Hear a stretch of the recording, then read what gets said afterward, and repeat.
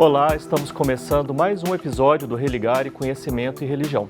Hoje nós vamos falar sobre o fascínio de parte de igrejas evangélicas brasileiras por Israel e pelos símbolos judaicos, conhecida como judeofilia. Como essa conexão se manifesta através do uso de símbolos e celebração de festas judaicas nessas igrejas.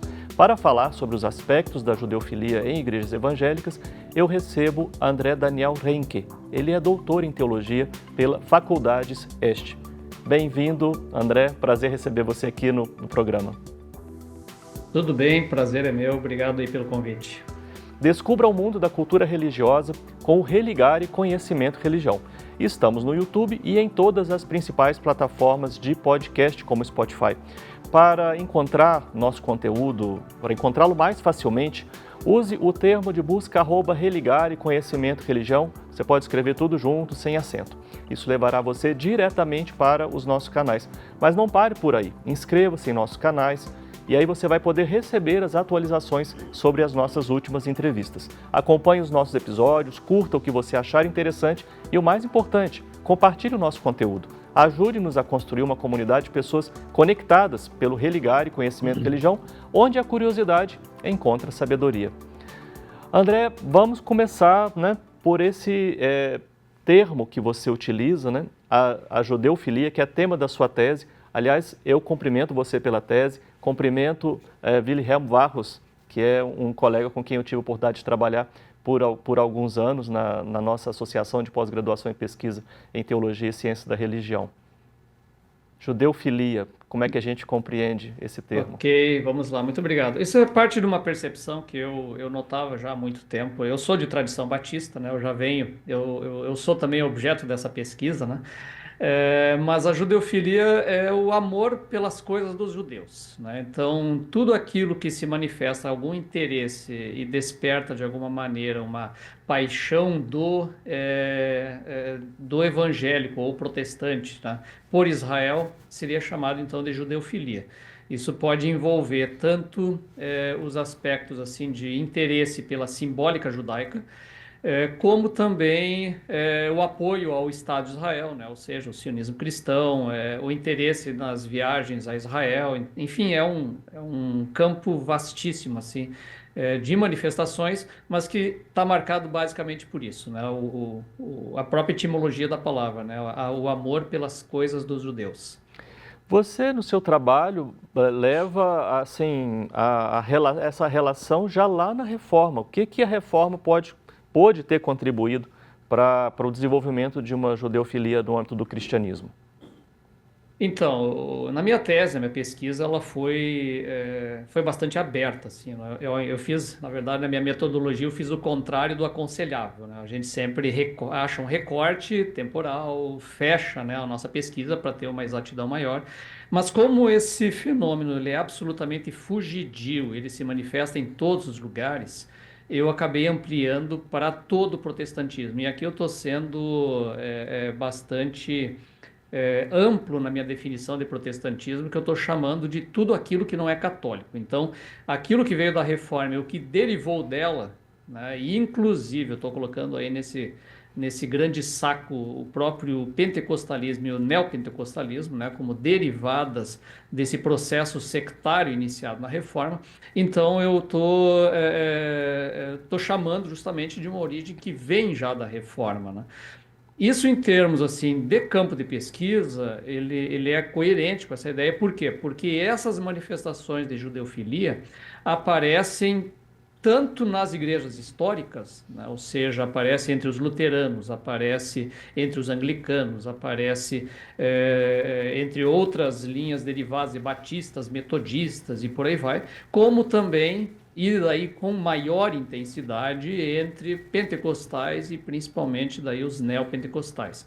Tem uma origem na reforma, por quê? Porque a reforma ela vai trazer à tona uma prioridade de uma leitura literal do texto bíblico, e nessa prioridade da leitura literal do texto bíblico, ela acaba colocando em evidência de novo aquele personagem lá da história bíblica do Antigo Testamento, que é a figura do judeu.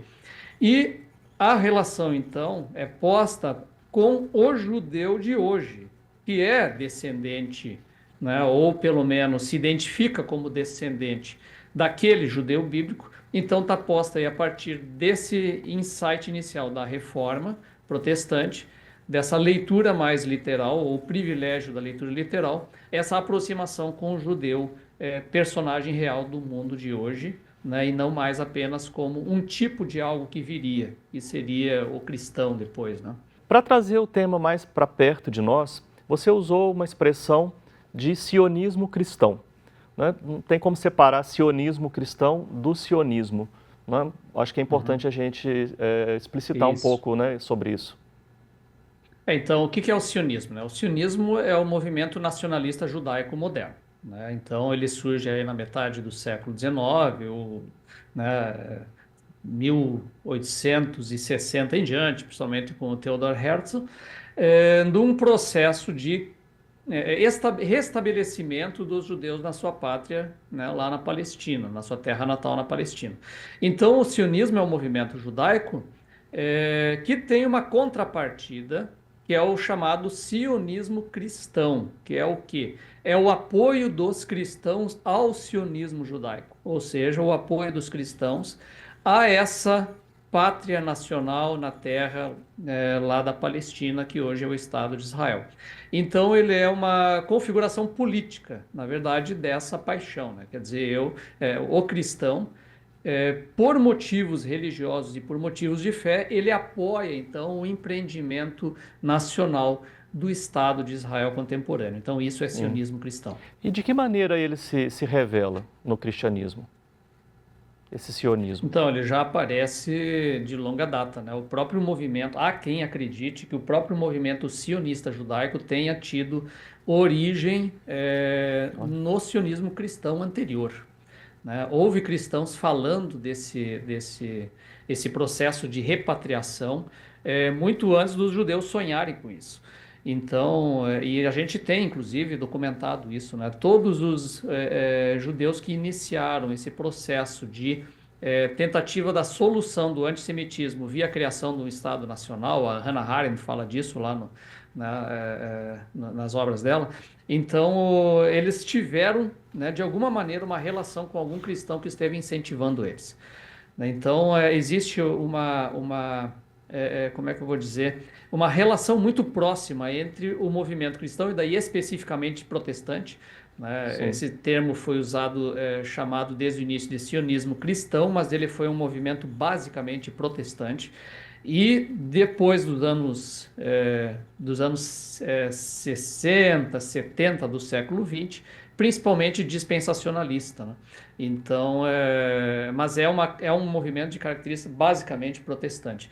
E ele tem essa ligação quase umbilical, assim, entre judeus e cristãos no início dessa ideia de Estado de Israel, que hoje é uma realidade, né? Sim. Do ponto de vista de alguns aspectos, por exemplo, a literatura escatológica, né, ou o ambiente virtual, o discurso político, né, onde que se dão essas interseções entre o sionismo cristão, protestante e a tradição judaica? Então, na verdade, a origem toda dessa aproximação do cristianismo com Israel no tempo contemporâneo e principalmente aí já na era moderna, né, a partir da Reforma, ele se dá pelo aspecto escatológico. É ali que começa, né? Quer dizer, há uma expectativa escatológica, principalmente nas linhas milenaristas, de que no final dos tempos os judeus se converteriam, né, ao Messias Jesus de Nazaré, ou seja, se tornariam cristãos. Então, começou uma ênfase muito grande na evangelização protestante dos judeus. Por outro lado, né, esse processo também continuou nessa ideia escatológica com algumas leituras literais, né, por exemplo, da volta de Cristo com ele governando de Jerusalém. Então, a partir de Cristo governando Jerusalém, é necessário o quê? Estar governando um país chamado Israel e tem a sua sede em Jerusalém. Então, começou um lobby muito grande no meio protestante de tornar viável historicamente essa ideia escatológica, essa teologia ou essa doutrina, de maneira que se trabalhou, então, em atos concretos de, em primeiro lugar, auxiliar judeus a voltarem né, a Palestina e fundarem lá uma pátria, e depois no próprio processo de fundação do Estado Nacional. Então houve todo um movimento político prático que tem como origem um pensamento religioso de ordem escatológica, ou seja, né, nós, como cristãos, devemos apoiar o povo judeu na sua empreitada de um Estado, porque isso tem a ver com as expectativas escatológicas do tempo do fim. Sim. E isso tem implicações políticas, não? Concretas, não? Sempre, Sempre. né? Muitas implicações políticas, né? Sim. Hoje a gente vê, né? Israel sempre está no noticiário de uma maneira ou outra, né? E aí a gente vê claramente esse conflito acontecendo, né? Por razões teológicas, de um apoio, às vezes, incondicional, né? Da parte de muitos grupos cristãos, outros nem tanto, né? Mas desse apoio a Israel porque, afinal de contas, ele está atrelado a uma expectativa, a uma esperança escatológica do tempo do fim. Você falou também de noticiários. A gente não pode deixar de considerar, né, a atual guerra empreendida pelo Estado de Israel em Gaza, né? Como é que a judeofilia também se manifesta numa situação tão dramática e tão terrível como a que estamos vendo nesse momento? Então, a judeofilia ela vai atuar como esse elemento de apoio a Israel no momento em que ele foi atacado e, eventualmente, de justificação para Israel aos ataques que ele promove, né? Então, é claro, nós não podemos nunca colocar todos os evangélicos e protestantes dentro de uma mesma opinião ou perspectiva. Você vai encontrar ali dentro também diferentes níveis. Então, você tem aquele que apoia totalmente, né, incondicionalmente Israel, diz, ó, pode exterminar né, faixa de Gaza inteira que está tudo ok. Você vai ter outros que vão dizer não, né? Existe também uma questão bíblica de recepção do outro e de relação com o, entre aspas, estrangeiro, né? Porque aí aquele apaixonado por Israel considera o palestino como o estrangeiro da terra, né? Mas igual ele diz, olha, temos que achar uma solução de dois estados, é necessário um apoio, né, também a essa outra pretensão, né? E você tem também grupos evangélicos protestantes que vão ser contrários também à própria ideia de Israel, embora eles sejam uma minoria, né? Mas esse assunto ele sempre vai estar dentro das diferentes narrativas, né? Então, numa época de conflito, de guerra assim, você vê a narrativa sionista cristã, né, de que Israel está sendo atacado e se defendendo dentro do seu direito. Você vai ver outras narrativas também contrárias ao Estado de Israel, às vezes narrativas muçulmanas, você tem narrativas das ideias, às vezes políticas de decolonização. Então você tem N narrativas dentro de um embate desses, que Sim. sempre torna o assunto absurdamente complexo, né? Sim. Você também chegou a mencionar logo no início de 3 níveis, né, dessa judeofilia milenista, a mimética, também a comercial. Do ponto de vista de exemplos, né, onde é que isso aparece no fenômeno da Então, judeofilia? foi justamente porque a minha pesquisa já no mestrado, ela foi um foco muito no sionismo cristão e especialmente na escatologia, como a escatologia produziu esse fenômeno. Só que na minha pesquisa eu descobri o quê? Que tinha muito apoio a Israel e muito sionismo cristão que não tinha origem na questão escatológica lá do final dos tempos, mas sim num compartilhamento simbólico com Israel. Então eu acabei achando umas classificações diferentes, né? Essa nossa mania de classificar, né? As coisas às vezes não são tão separadas assim, elas se misturam bastante, mas aí pensando no Max Weber, nesses tipos ideais, né?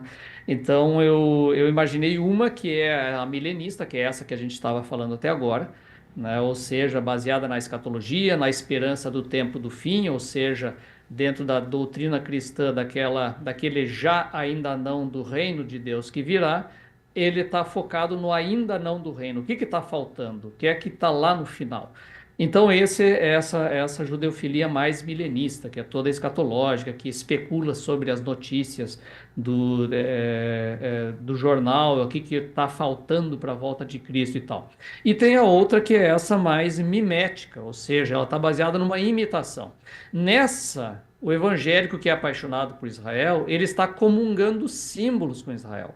Ele está usando a bandeira de Israel, está usando o talit na sua liturgia, está usando, né, o kippah, faz uso do shofar na liturgia. Então, ele vai assimilando essa simbólica judaica e vai criando um apoio, daí depois, um sionismo cristão que não está baseado na escatologia, ele está baseado na simbólica.